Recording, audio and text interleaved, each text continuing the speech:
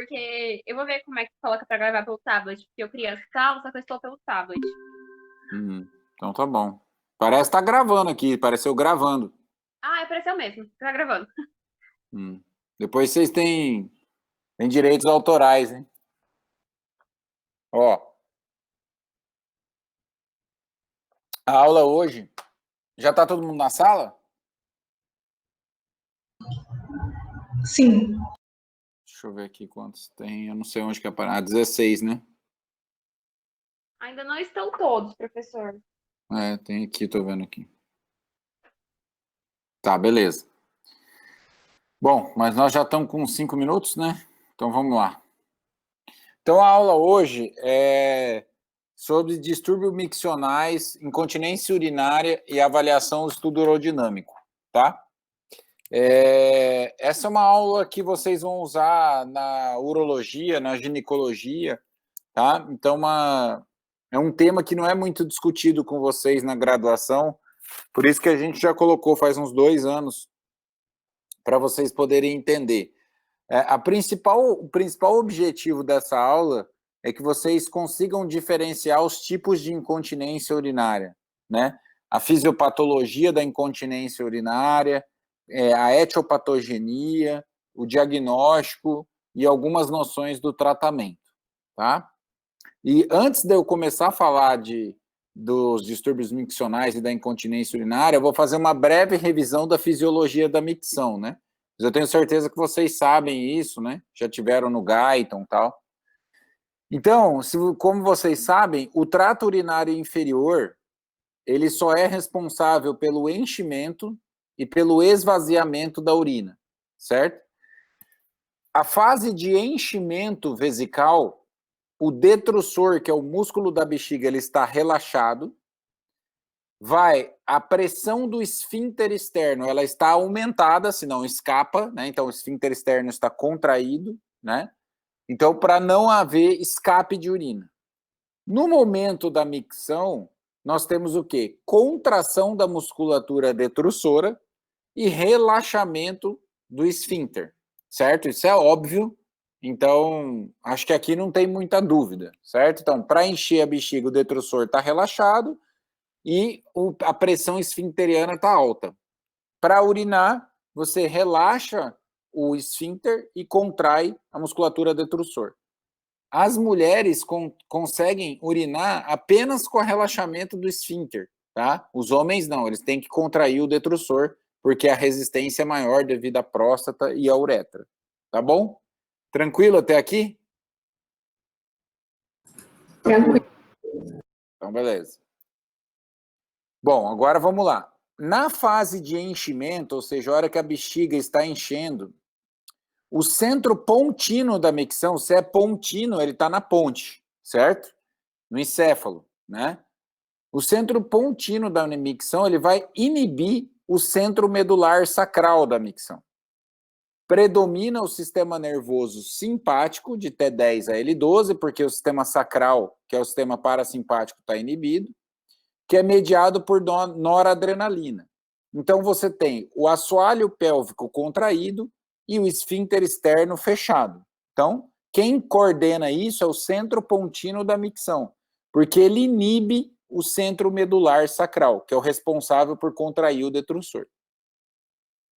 Na fase de micção, predomina o sistema nervoso parasimpático, mediado por acetilcolina.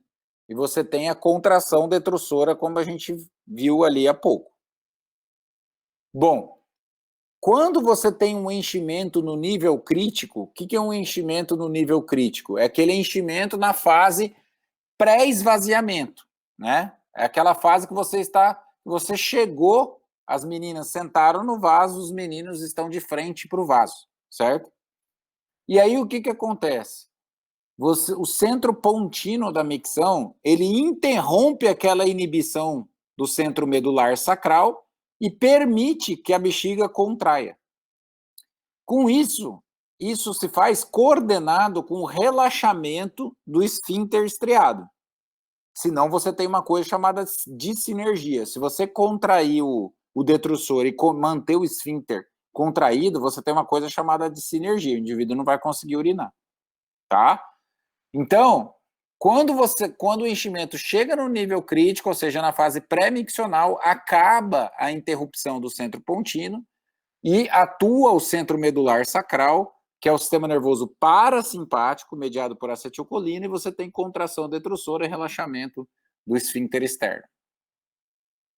Então, aqui é basicamente isso que a gente já falou, né? Na função, na fase de enchimento, o que vai acontecendo? A pressão no esfíncter externo vai aumentando, que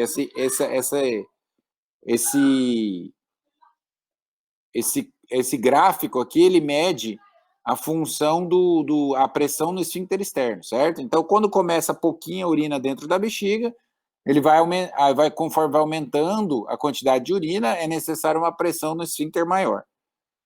Na fase logo adiante, pré-esvaziamento, relaxa o esfíncter, então a pressão cai a zero, ele fica aberto, o fluxo aumenta, que é o fluxo que está aqui embaixo, até a fase final da micção. Tá certo? Então não tem muita dúvida daquilo que a gente já falou. Até aí, pessoal, tudo certo? Entenderam essa parte? Sim. Tranquilo. Tranquilo, né? Uma revisão, eu sei que vocês já sabiam. Estudaram lá no Guyton já sabia essa parte lá. Qualquer coisa, isso aí tem lá também, só dá uma revisada, não é difícil.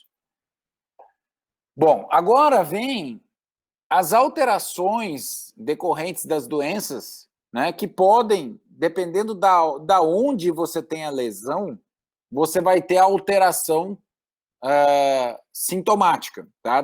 A alteração clínica, né? Então, nas lesões acima do tronco cerebral, ou seja, acima do núcleo pontino, você vai ter uma contração não inibida do detrussor, mas você, como tem uma lesão ainda, o tronco ainda comanda, você tem coordenação vésico-esfincteriana, ou seja, você não tem dissinergia. Quando a bexiga contrai, o esfíncter relaxa, tá? Mas mesmo assim, esses indivíduos têm urgência, urge-incontinência e podem ter nictúria. Quais são os exemplos dessas lesões? AVC, tumores cerebrais, Parkinson, né? Então, isso vai levar com que o indivíduo apresente uma que a gente chama de urge-incontinência por contração não inibida do detrussor. Ou seja, o detrussor, ele tenta contrair. Quem inibe essa contração é lá o núcleo pontino, tá? Mas algumas lesões cerebrais podem afetar esse mecanismo, mas não afetam a coordenação vésico-esfincteriana, tá? Mas ele deixa que a bexiga contraia sem que o núcleo pontino iniba essa contração. E isso leva o indivíduo a ter urgência e urge-incontinência, né? Nas lesões medulares acima de S2 e S4, ou seja, onde estão essas lesões? Entre o centro medular sacral e o núcleo pontino, certo? Então, são lesões medulares acima de S2 e S4. Você tem contração não inibida da bexiga, mas agora com dissinergia vésico-esfincteriana. Por quê? Porque você tem uma desconexão do centro pontino da micção com o centro medular sacral. Então, esses indivíduos, além deles terem incontinência de transbordamento, de urgência, eles podem ter dificuldade miccional, porque a bexiga contrai e o esfíncter contrai ao mesmo tempo, né? Quais são essas patologias? Trauma raquimedular, meningomielocele, esclerose múltipla, né? São as doenças da medula, né? O trauma de medula e as doenças da medula, tá bom? Então, lesões acima do tronco, você tem contração não inibida, mas não tem dissinergia. Lesões medulares acima de S2 e S4 e abaixo do tronco, obviamente, isso é medular, né? Você tem contração não inibida com dissinergia, ok? Agora, nas lesões abaixo de S2 e S4, o que você tem? Se o S2 e o S4 é o responsável pela contração do detrussor, você vai ter arreflexia detrussora, tá? É a lesão mais frequente, que é a lesão do centro medular sacral. Esses indivíduos são aqueles indivíduos que formam bexigoma. Eles têm incapacidade de urinar e perda da sensibilidade vesical. Quais são os tipos de lesão? O trauma raquimedular nível sacral, as malformações sacrais e as cirurgias pélvicas que lesam os ramos de S2 e S4, que ela tem o mesmo efeito da lesão lá no trauma medular sacral. Por exemplo, as ressecções amplas da pelve com lesão do plexo sacral e dos nervos de S2 e S4, tá? Isso pode levar ao que a gente chama de bexigas arreflexas, ou seja, aquelas bexigas que não contraem, formam grande volume e só esvaziam quando a gente passa uma sonda, né? Porque o detrusor fica arreflexo. Tranquilo até aqui, pessoal? Deu para entender por que eu falei primeiro do como funciona a parte fisiológica e agora como é que funciona a parte fisiopatológica. Deu para entender aí? Perfeitamente, professor. Então tá bom. Uma outra coisa que não tem nada a ver com incontinência de urgência, pessoal, é incontinência por esforço, tá? Então, incontinência por esforço, os mecanismos de contração da bexiga, o núcleo pontino, o centro medular sacral, eles estão preservados, tá? Eles estão funcionando. Mas o que acontece na incontinência por esforço? Você tem uma fraqueza do assoalho pélvico, né? Ou do esfíncter externo, né? Mais frequentemente do assoalho pélvico. Então, o que acontece? Principalmente nas mulheres, quando você vai, decorrente de vários partos normais, ou até sem, que não tiveram partos, mas o parto é um fator de risco, mas que tenham fraqueza do assoalho pélvico, como a uretra é muito curta, quando a mulher faz um esforço onde aumenta a pressão intraabdominal, a uretra desce, o esfíncter abre e essa mulher perde urina. Qual que é a característica dessa perda? É uma perda, como o próprio nome diz, por esforço. Então, a hora que ela vai pegar uma caixa no chão, a hora que ela vai segurar o bebê no colo, a hora que ela tosse, a hora que ela espirra, né? Ela perde urina.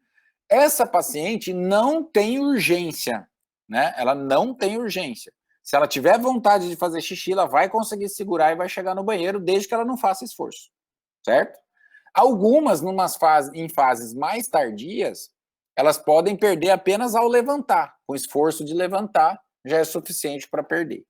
Esse tipo de incontinência, ele é muito mais frequente na mulher do que no homem, né? Porque o homem tem a próstata, tem a uretra comprida, a resistência é maior da uretra, então praticamente não tem incontinência urinária por esforço nos homens. Então, a incontinência urinária ela é muito comum, né? Oi. Lá na incontinência por esforço na mulher, é que, tipo, eu fico pensando, mas e se ela tiver, tipo, o esfíncter legal, mas o assoalho não? Ela consegue segurar, não consegue? Não, não. A pressão é tão grande na bexiga a hora que tosse, espirra, e a uretra desce tanto que o esfíncter não suporta e abre. Claro que é uma perda, não é uma perda que vai perder tudo que está dentro da bexiga. Às vezes são gotas, às vezes é um jato pequeno e às vezes escorre pela perna, entendeu? Mas essa mulher, ela é capaz de gerar jato, ela segura a urina, o esfíncter tá bom. Lesão esfincteriana, a paciente não gera jato, fica pingando o tempo inteiro, entendeu? Entendi. Essa é a diferença. Tá, não, beleza. É porque, na verdade, a uretra desceu, é isso. Mas obrigada. Ela desce, a pressão tá grande, um espirro forte, né? Você tem uma contração do músculo abdominal muito intenso, aumenta a pressão comprime a cúpula da bexiga, a bexiga empurra a urina para frente, como a uretra é curta e o assoalho é frágil, vocês vão ver mais para frente isso aqui, escorre gota, e chega a escorrer pela perna, às vezes, se ela não tiver de forro ou absorvente, tá? Obrigada. A diferença é que essas pacientes não têm urgência para urinar. Beleza.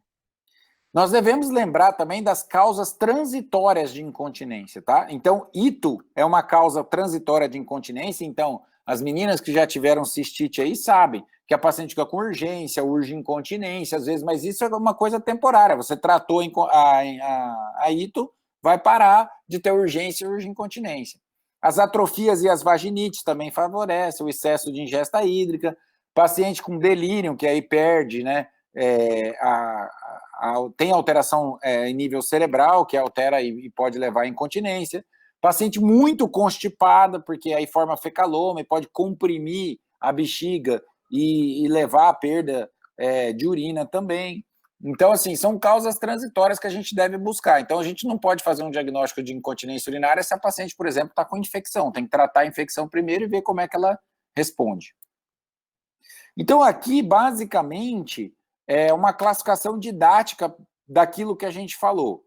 Então, a paciente pode ter incontinência urinária porque ela tem anormalidade na bexiga, ou seja, ela tem hiperatividade do detrusor, aquela contração não inibida do detrusor, ou ela tem uma baixa complacência. A gente não falou ainda dela, mas vai falar.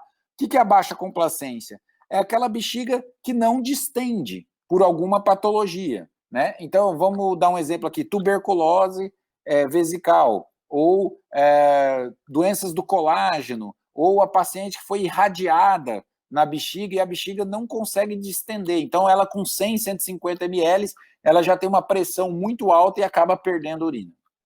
E as anormalidades da uretra, que é a incontinência de esforço, que é essa primeira aqui, e aí, perdão, a incontinência esfincteriana, que é a primeira, e a hipermobilidade uretral, que é pela fragilidade do assoalho pélvico. Então, essa é uma classificação didática, basicamente, daquilo que a gente já falou.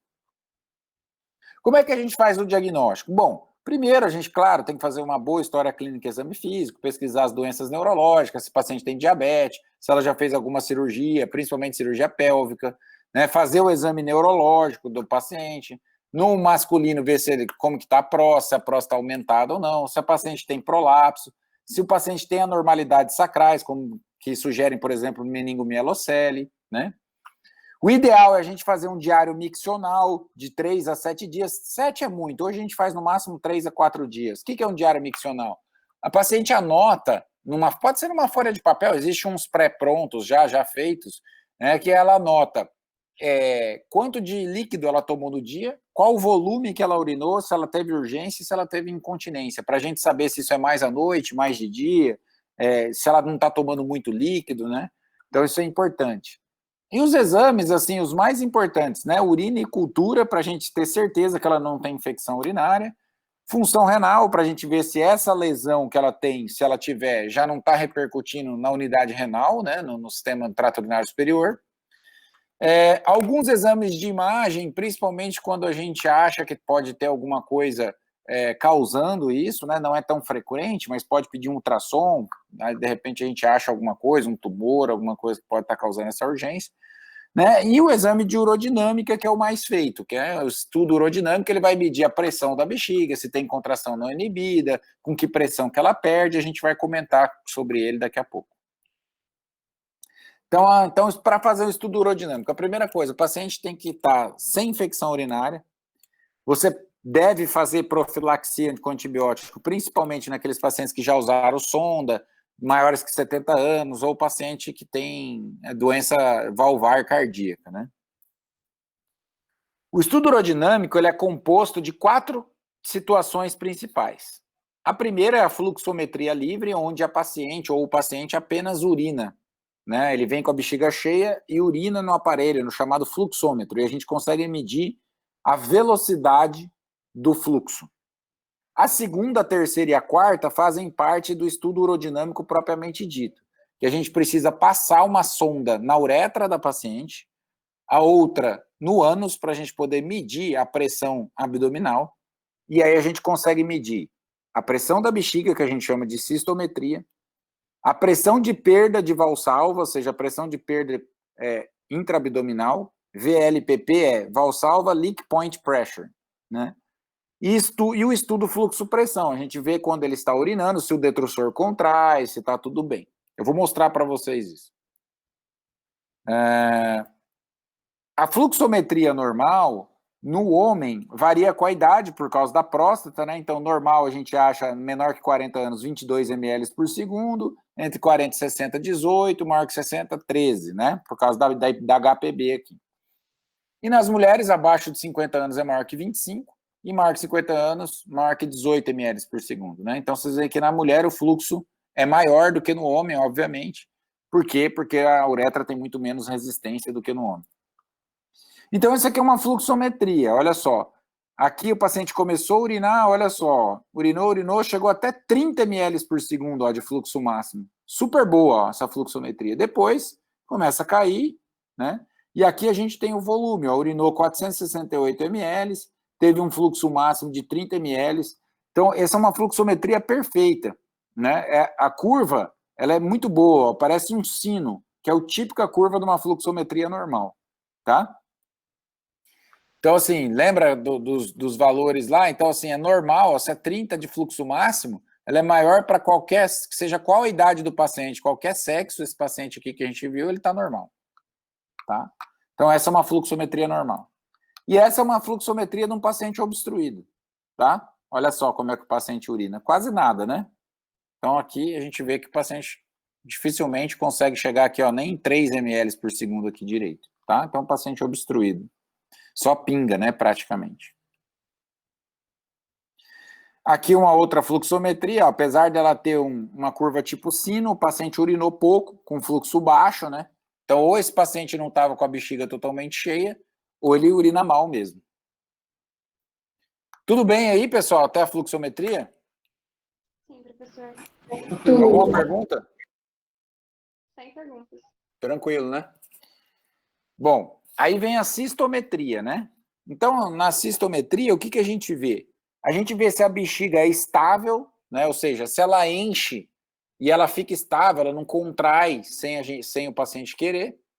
A gente vai ver a capacidade dessa bexiga, ou seja, quanto que cabe de volume, a complacência, ou seja, a distensibilidade, e a sensibilidade, ou seja, com quantos ml o indivíduo já começa a querer fazer xixi e tal. Como que é a técnica, né? Então a gente passa uma sonda na uretra, né, e uma sonda aqui no ânus. Essa sonda da uretra, ela tem dupla via, então numa ela mede a pressão e na outra ela infunde, a gente infunde o soro fisiológico para encher a bexiga. E a sonda retal, ela apenas mede a pressão intraabdominal. Então essa aqui é a sonda retal, que ela tem um balão para ela não sair, e essas outras são as vários tipos de sonda uretral que a gente usa, né? Uma para infundir, outra para medir a pressão. Então, o que é normal na cistometria, né? Na cistometria, o normal é o enchimento com baixa pressão. Então, você vai enchendo a bexiga e ela continua com a pressão baixa. Por que ela continua com a pressão baixa? Porque ela distende, né? O detrusor está estável, ou seja, ele não contrai, tá? Ele fica estável. O paciente não perde urina. E na hora de urinar, você tem um fluxo-pressão, ou seja, tem um bom fluxo, uma pressão razoável, que não indique obstrução do trato urinário. Então, isso é uma cistometria normal. Isso aqui é um estudo urodinâmico completo, né? É mais difícil que eletro, parece, né? Mas não é. Então, o que a gente tem? A gente tem a pressão da bexiga, a pressão do abdômen, que eu falei para vocês, e a diferença entre elas é a pressão do detrusor. E aqui embaixo nós temos o fluxo no final que o paciente urinou. Então, só da gente ver o fluxo aqui no final, a gente viu que o paciente urinou super bem.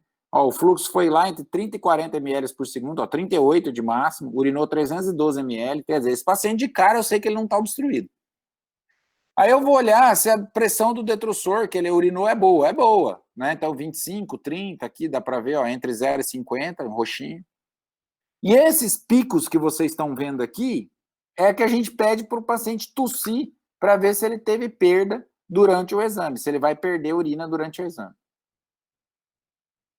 Então, o que acontece? Quais são as patologias ou as alterações que podem alterar a pressão na bexiga na hora que ela está enchendo?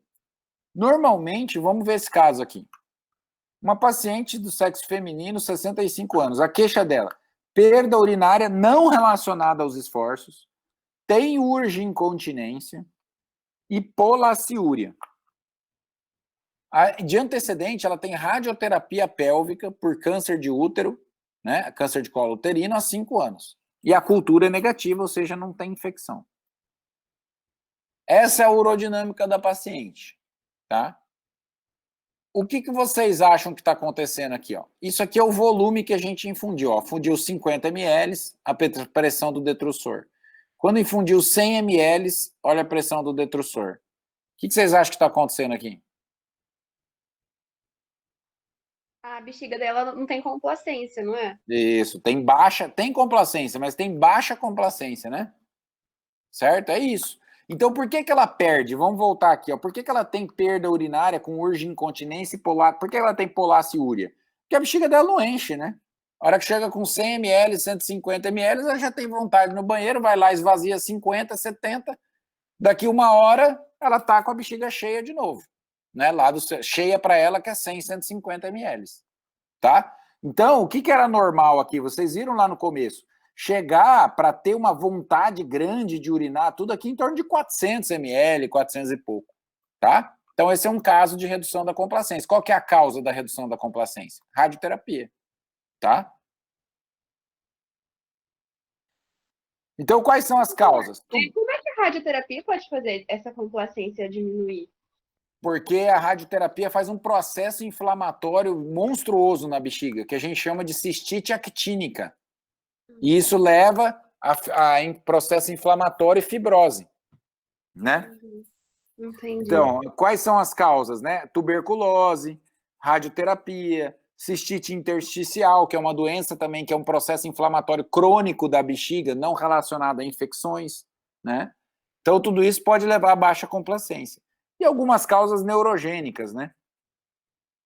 Um trauma, mielodisplasia, tal, também pode levar à alteração da complacência vesical. Mas a mais comum são essas aqui. Caso 2, vamos ver. Sexo feminino, 60 anos, tem perda urinária diurna e noturna, associada a urge incontinência. Teve um AVE isquêmico há 1 ano. Cultura negativa. O que vocês acham que é aqui? Ela teve uma falha do músculo da bexiga e aí faz um peso no esfíncter, não é? Não, não. Ela não tem, não, ó, ela não tem perda aos esforços. Ela tem urge incontinência. E teve um AVC. Lesão Seria acima do falta de inibição contínua. Isso. É uma lesão na bexiga neurogênica causada. Provavelmente a gente vai ter contração do detrusor aqui, não inibida, com coordenação vésico-esfincteriana, ou seja, uma lesão acima do núcleo pontíneo. Lembra? AVE, Parkinson, pode causar isso.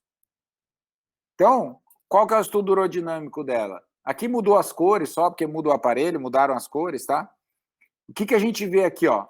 Detrusor vem normal, normal, normal, normal, normal. De repente, pumba! Ó a contração aqui, ó.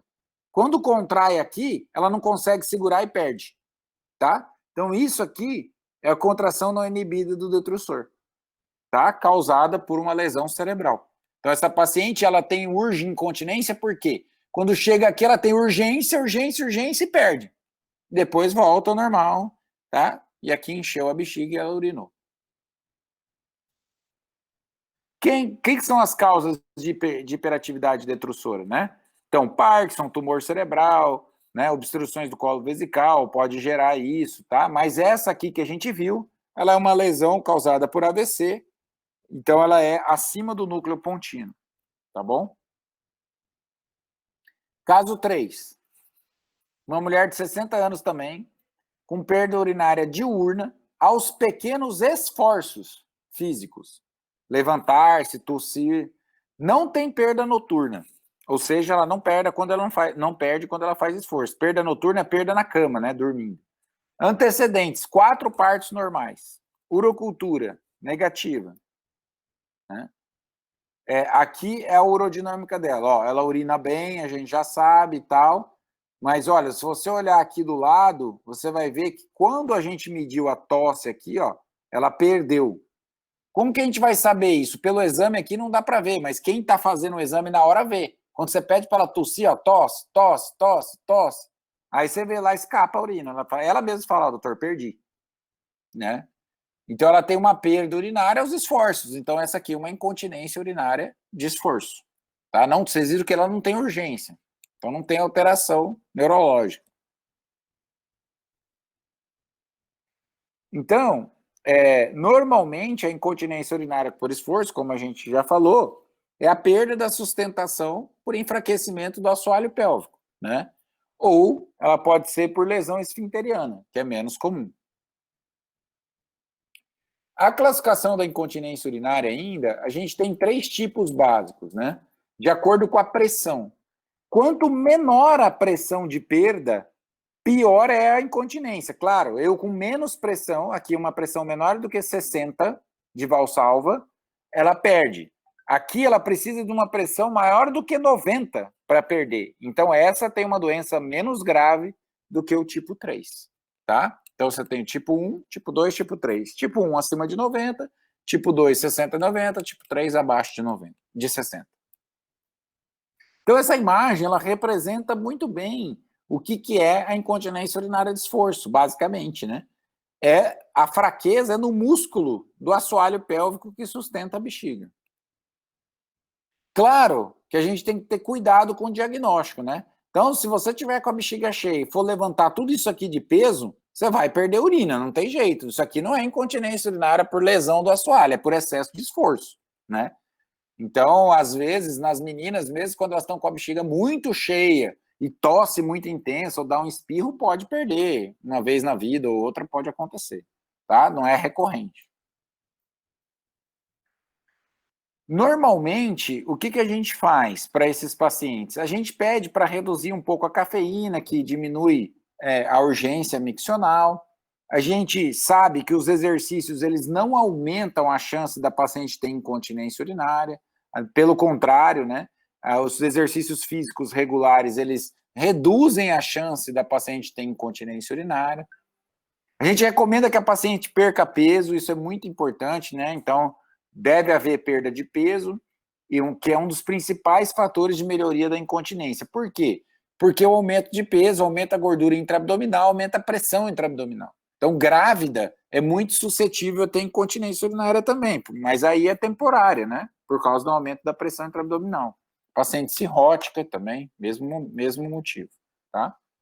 Como é que a gente faz o tratamento da incontinência urinária de esforço, né? Então, umas primeiras técnicas que surgiram era a técnica de Burch. O que você faz na técnica de Burch? Você fixa a bexiga no pubis, né, cirurgicamente.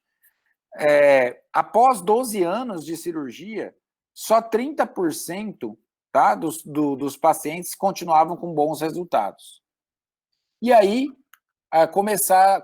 entrou a era do sling, né? O que é o sling? O sling é você colocar uma fita, uma faixa, por baixo da uretra para dar sustentação nessa uretra, tá? Pode ser de material biológico, ou seja, de aponeurose do próprio indivíduo, ou pode ser de material sintético, que fica embaixo da uretra da mulher, tá? Então, como eu falei, enxerto orgânico ou sintético. Cura até 98% dos casos, né? E é um tratamento bastante realizado hoje em dia, né? Tem que tomar alguns cuidados, tal, para não tensionar muito a faixa, né? Então, a faixa é assim, feita dessa forma, esse é o passador, né? E você passa ao lado da uretra a faixinha, olha lá, ó. Coloca a faixa embaixo da uretra, depois fecha aqui a vagina, né? Isso vai gerar uma fibrose embaixo da uretra e vai impedir que ela desça aos esforços. Tem complicação, né? Pode ter obstrução, pode ter erosão. Normalmente, se você não tiver cuidado, você pode passar a faixa dentro da bexiga e vai formar cálculo. Não pode tensionar muito a faixa, porque senão a paciente fica obstruída, né? Então fica com dificuldade de urinar. Mas, assim, na maioria das vezes, ela é um procedimento muito bem sucedido. Com baixa complicação, o paciente faz de manhã e vai embora à noite. E aqui é um paciente que a gente teve que soltar o sling, feito por um outro serviço, né, onde a paciente não conseguiu urinar, a gente teve que tirar a faixa, né, para liberar a uretra, porque a paciente ficou muito obstruída. Tudo bem aí para o tratamento da incontinência urinária de esforço? Alguma dúvida? Professor, uma vez, na geral, eu tinha visto uma paciente, ela era bem idosa, ela tinha problema de incontinência urinária.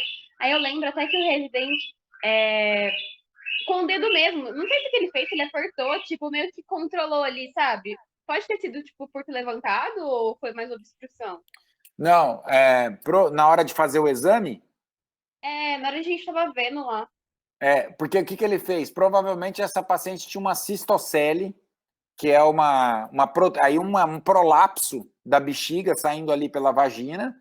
Ele reduziu a cistocele, entendeu? E aí melhorou. Então, fragilidades do assoalho pélvico, com cistocele, retocele, essas coisas, é uma outra doença, é um outro problema que pode gerar incontinência urinária também, entendeu? Mas foi isso que ele fez, ele reduziu a cistocele provavelmente com o dedo. Eu acho que era retrocele mesmo, porque a gente fazia o toque anal, ele deixou a gente fazer, daí a gente conseguia ver a bexiga ali, assim, daí ele levantava, a incontinência meio que parava, sabe?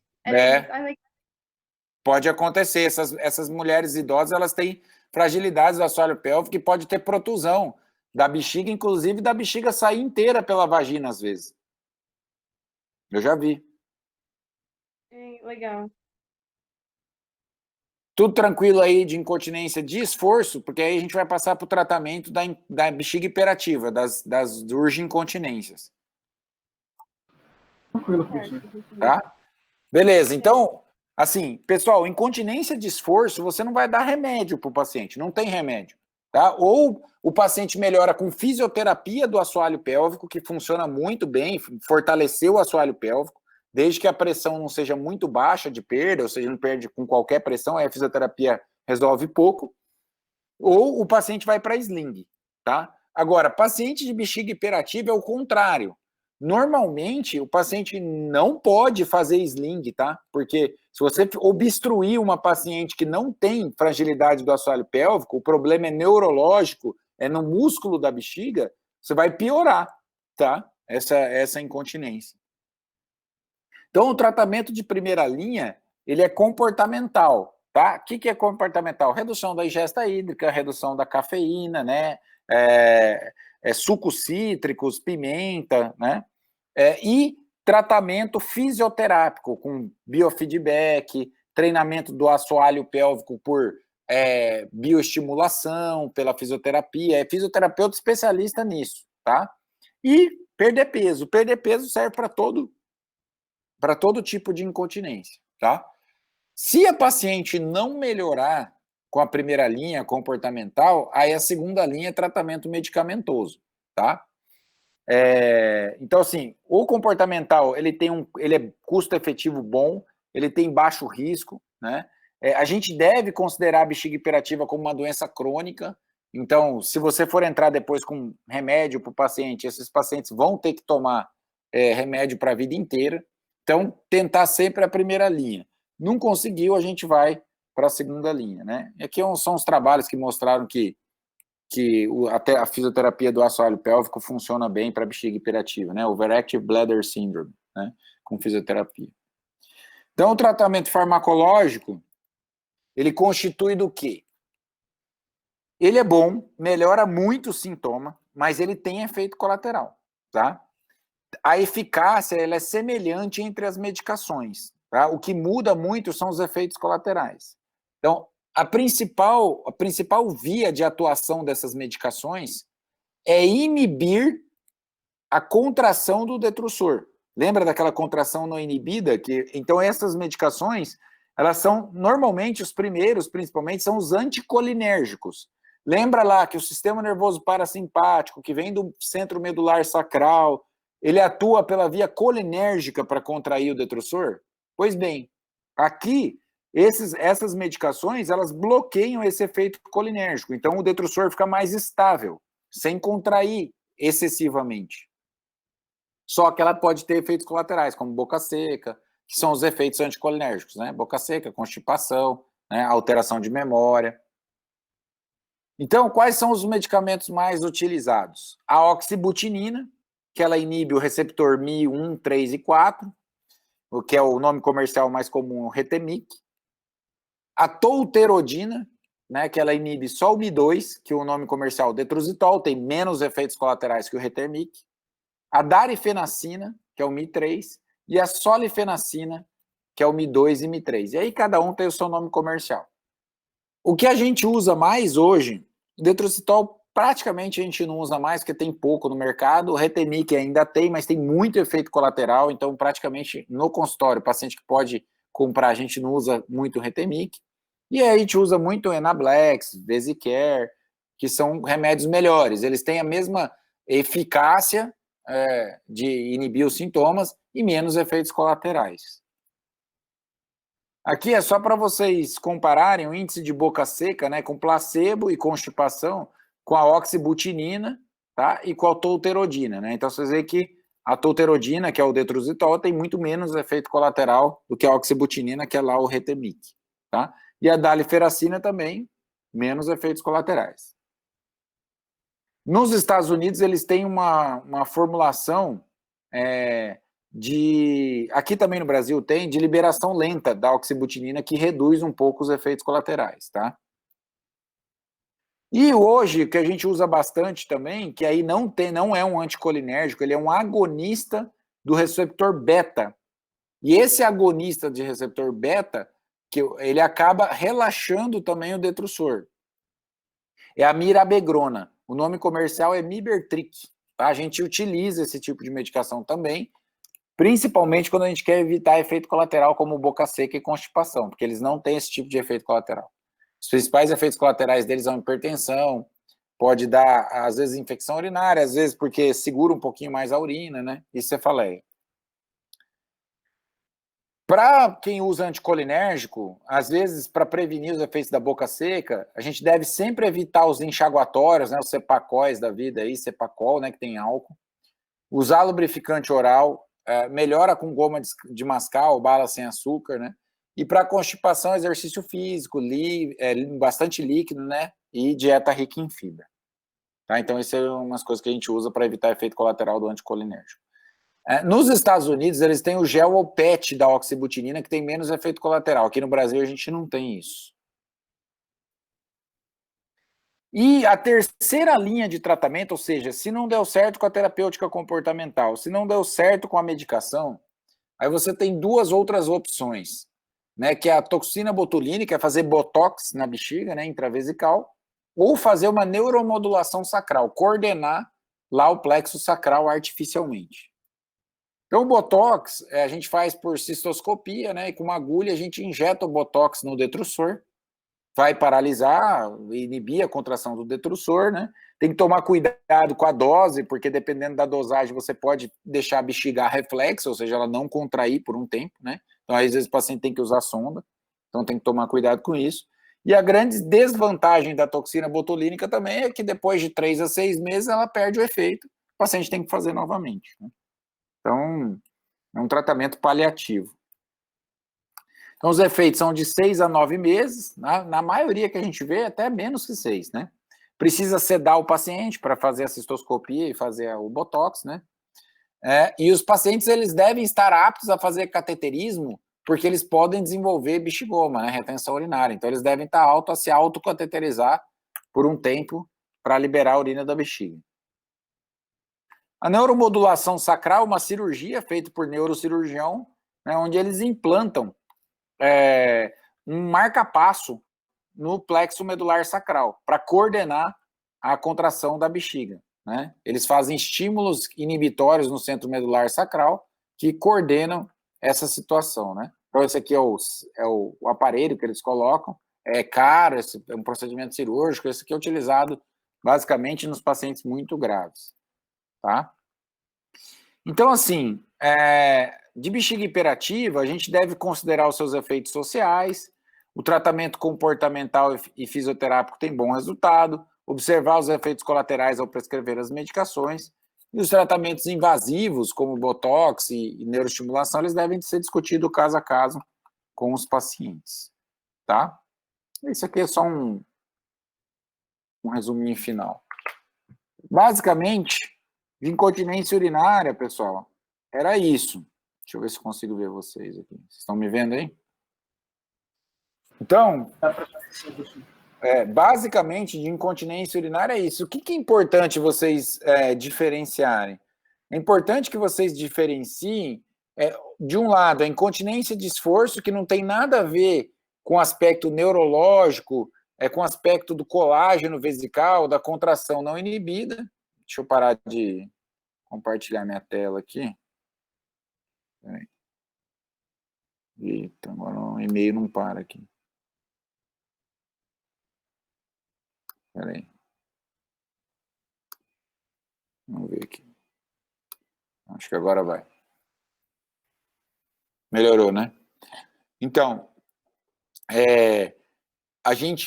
você separar de um lado a incontinência urinária de esforço, que ela é resultante de um processo do assoalho pélvico, da sustentação do assoalho pélvico ou do esfíncter, da incontinência urinária causada por um problema neurológico, né, ou um problema da estrutura do músculo vesical, né, levando à urgência-incontinência. Então, se o paciente tem urgência-incontinência, urgência, muito provavelmente esse paciente não tem incontinência urinária de esforço, tá? Tem algumas situações até que pode ter, mas assim, em geral, não.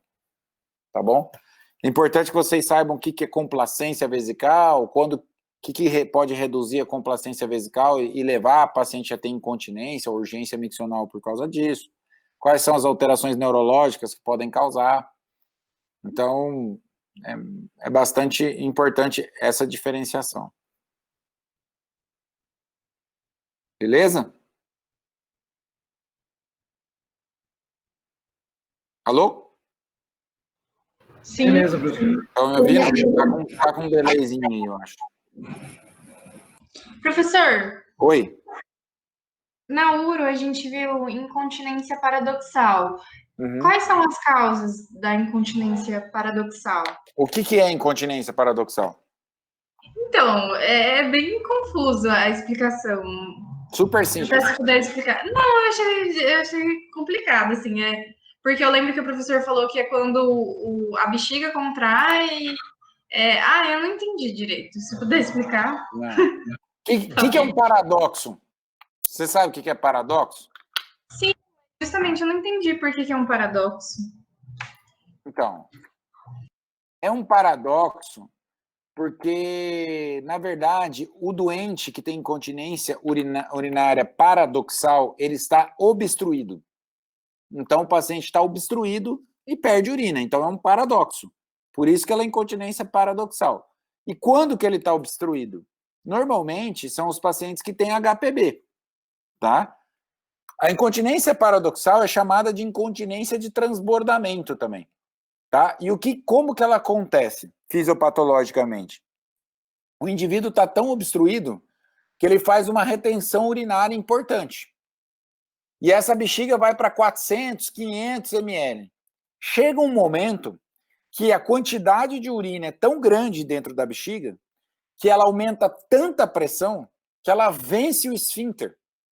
E aí o indivíduo perde urina, gotas ou um jato que seja pequeno. E aí esse volume que está dentro da bexiga, ele sai de 500 e volta para 300, ou para menos, 400, para mais, 400. E a pressão se equilibra com o esfíncter, ele para de perder. Quando a bexiga enche de novo, porque ele não consegue esvaziar, a pressão aumenta novamente, ele tem outro escape de urina. Então esse indivíduo está perdendo urina e está completamente obstruído. Então isso é incontinência paradoxal, por isso é um paradoxo, é incontinência de transbordamento. Porque, em tese, um indivíduo obstruído não pode perder urina. Então por isso que é paradoxal. Entendeu? Entendi, obrigada. Foi a Daiane, né, que perguntou? Professor, eu tenho uma pergunta também relacionada com esse tema de paradoxal, mas é o seguinte, a gente estava passando pela uro, né, e estava falando sobre a bexiga neurogênica. E também tinha uma situação em que a bexiga contrai e o esfíncter, em vez de relaxar para a urina fluir, o esfíncter contraía. Então, você tinha uma obstrução paradoxal, de vamos sinergia. dizer. Isso é de sinergia.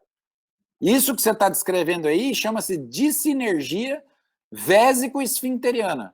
É uma incoordenação vésico-esfincteriana. Acontece principalmente nas lesões entre o centro medular sacral e o núcleo pontino da micção. Acontece mais nas lesões centrais, né, doutor? Está correto esse entendimento ou não? Não. Central, você fala cerebral? Acima da ponte, ou não? Não.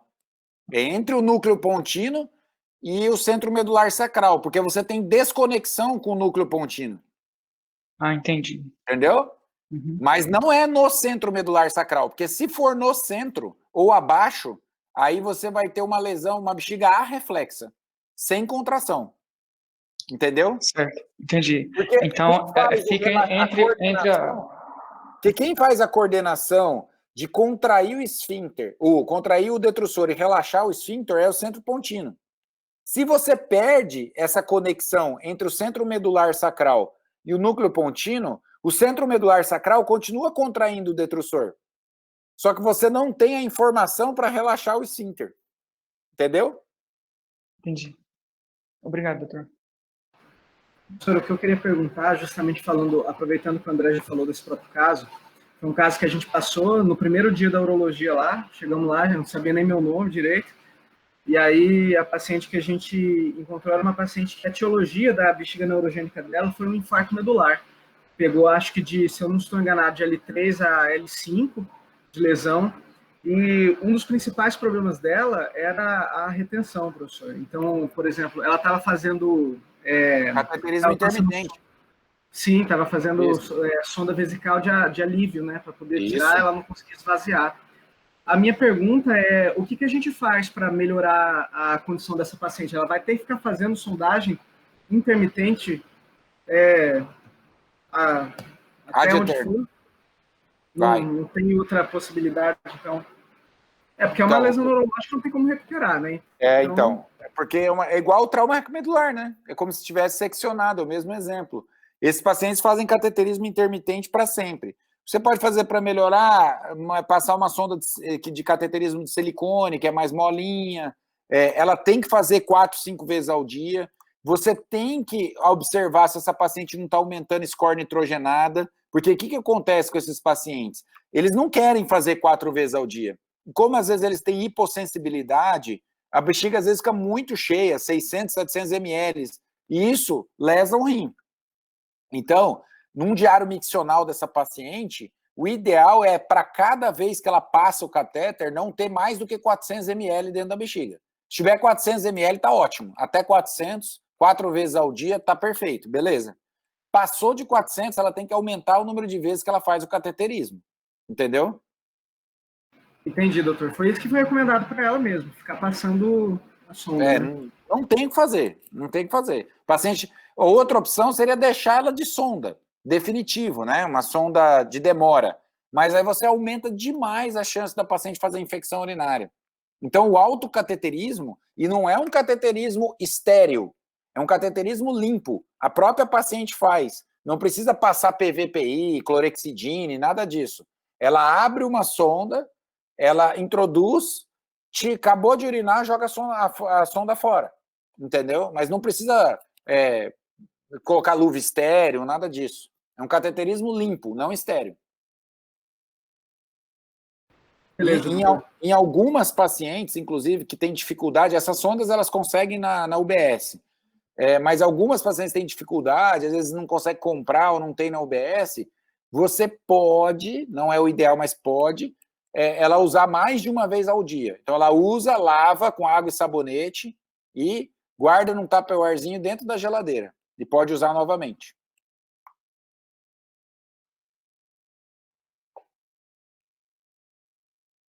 Vocês meninos que estão na URO, vocês vão ver, tem uma paciente também que estava com suspeita de esclerose múltipla, ela tem um problema bem parecido, assim. Mas a gente falou da esclerose múltipla lá como uma das causas, né? Sim. É lesão medular. E provavelmente essas pacientes têm dissinergia, dependendo do nível da medula. Sabe? Tem dissinergia. Bexiga reflexa também. Bexiga reflexa tem que ficar cateterizando. Não tem jeito. Uma outra coisa que pode ser feita, mas aí, assim, você, quando tem muita dissinergia, às vezes é você fazer uma esfincterotomia, você seccionar o esfíncter, deixar ele aberto direto, entendeu? Só que a paciente vai ter que usar fralda a vida inteira, né? Aí ela fica incontinente de vez. Que aí a urina cai na bexiga e sai, mas ela vai ter que usar fralda. Então eu acho muito melhor para a paciente fazer um cateterismo do que a paciente ficar usando fralda, né? Então não tem dúvida disso. Eu tenho pacientes no consultório que elas andam com a sondinha na bolsa, vai em festa, tudo, vai ao banheiro, ao invés de sentar e fazer xixi por conta, ela passa a sonda, joga fora e acabou. Depois de um certo tempo, se adapta. Professor, no caso da toxina botulínica, para o tratamento da hiperatividade, no caso, tem no SUS, é disponibilizado ou não? Não, nem no convênio, Nem só no convênio? particular. Não. Ah, É. Ah, e a convênio neuromodulação sacral? tem, convênio cobre. Mas no SUS não. SUS não. Não cobre, assim, grande centro tem, né? Paulista, na USP tem alguns centros que fazem. Mas são poucos casos, hein? Bem poucos. Assim, são poucas as indicações, né, para isso. Por exemplo, esses casos aí que tem lesão medular grave, isso não adianta nada você fazer isso, entendeu? É para contração não inibida, que não responde à medicação, não tem essas bexigas totalmente totalmente destruída neurologicamente falando, entendeu? Paciente diabético que faz bexiga neurogênica, por exemplo, é bom. Paciente que tem AVC, então, assim, dependendo do grau, dá para fazer, entendeu? Só que esses pacientes melhoram muito com a medicação também. Normalmente a medicação resolve. Acaba com a urgência. Professor, só aproveitando a pergunta da colega, geralmente em quantas ml em média, assim, que coloca No que você está falando? quando você vai fazer o tratamento com toxina botulínica? Depende, né? É que, assim, não é igual o que os dermatologistas fazem na pele, né? Porque tem que diluir, a diluição é diferente, mas é bastante, viu? Ó, depende. Se a paciente tem sintomas leves, assim, a gente faz mais no trígono. Então, acho que com uns 10 ml por aí consegue fazer. Entendeu? Mas tem paciente que usa bem mais. E é caro, né? O problema é que, normalmente, o efeito é muito efêmero. É rápido. De 3 a 6 meses, volta. Então, porque geralmente quando você faz preenchimento, preenchimento não, mas quando você coloca botox no rosto, fala dessa previsão de até 1 ano, mas em 3 meses você geralmente faz o retoque, né? Nunca é. Isso é migué. Nunca é 1 ano, não. Pelo menos a ampola de botox é mais barata que de ácido hialurônico. Ah, sim. Sim. É que para fazer a bexiga não é só a ampola, né? E tem a agulha é longa, que a agulha tem que passar em todo o cistoscópio, uma série de materiais aí, não é? Tem que anestesiar o paciente, né? Sedar, colocar no centro cirúrgico. Não dá para fazer ambulatorial. É ambulatorial, mas com sedação, né?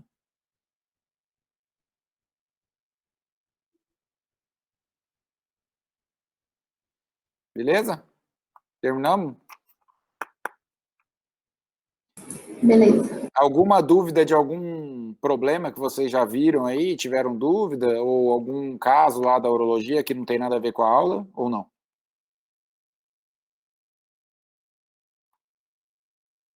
Quem que tá de tutor agora? A Clarissa e o Bruno. Ah, tá. Tranquilo, então? Tranquilo, doutor. Então tá bom. O doutor Alexandre tem 2 aulas ainda para dar, da URO. O doutor Alexandre vai dar tumor de pênis e de testículo. Tá bom? Tá bom. Professor, já que você perguntou, uma dúvida que eu fiquei, quando o paciente tem litíase, vocês sempre procuram fazer, às vezes, uma TC, e como tratamento pode ter a uroscopia, não é? Tipo, seria um exame e um tratamento ao mesmo tempo? Aí eu fiquei na dúvida. Ureteroscopia? Isso, ureteroscopia. Aí eu fiquei pensando, por que não faz direto a ureteroscopia em vez de fazer a TC? Não, Não porque pode? a ureteroscopia você tem que fazer com anestesia geral ou hack. Você vai submeter um paciente que não tem nem diagnóstico a uma hack anestesia? Não, mas no caso, tipo, um paciente que já fez ultrassom, não tem o diagnóstico, entendeu? Já tá. Porque a gente viu no ambulatório, entendeu? Alguns casos assim. O Ó, paciente já deixa eu tem explicar. hidrodifrose também.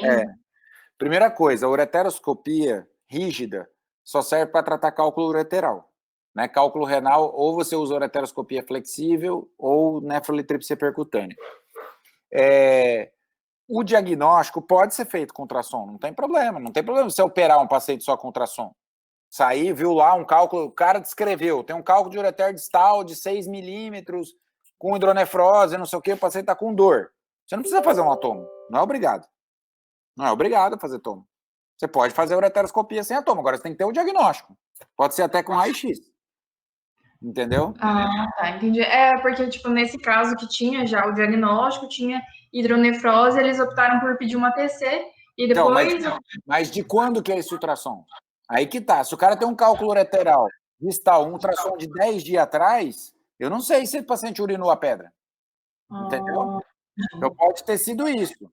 Agora, se ele fez um ultrassom ontem ou hoje, continua com dor, não precisa da tomografia.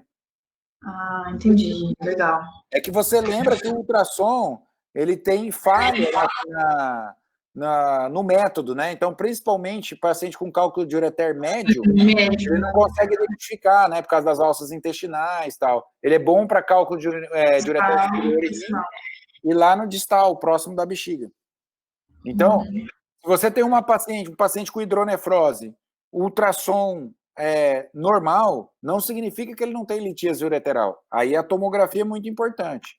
Então, assim, na maioria das vezes, na prática, hoje em dia, como a tomografia é um exame rápido, barato, fácil acesso, a gente faz a tomografia direto. Agora, se o paciente tem ultrassom, tem clínica de cólica e eu vou operar, não preciso fazer tomo. Ah, sim, beleza, entendi. Obrigada, professor. Tá bom.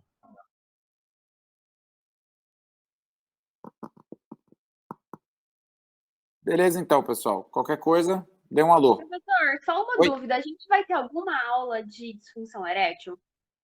Que eu saiba, não. Vai ter um problema aí de disfunção erétil, se não me engano. É o que a gente está tendo agora. Então. Vocês têm dúvida? Não, Ou não assim, estudaram ainda? a gente sempre tem, né? Mas tem que estudar mais para... Tá bom. Qualquer coisa, vocês mandam aí, a gente responde.